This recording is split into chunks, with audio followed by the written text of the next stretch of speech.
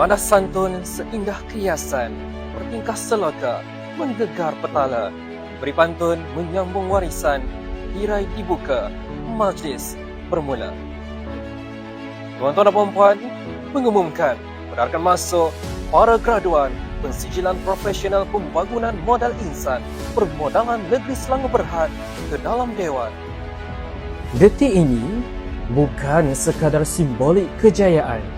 Ia tanda lahirnya modal insan yang bersedia mencorak masa hadapan.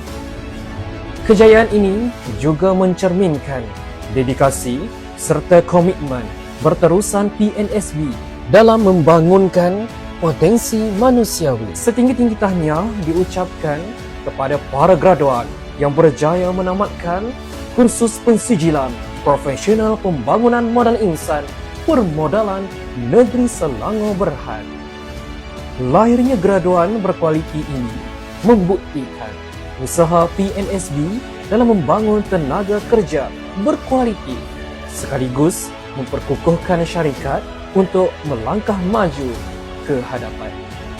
PNSB membina profesional berdaya saing menuju masa depan gemilang.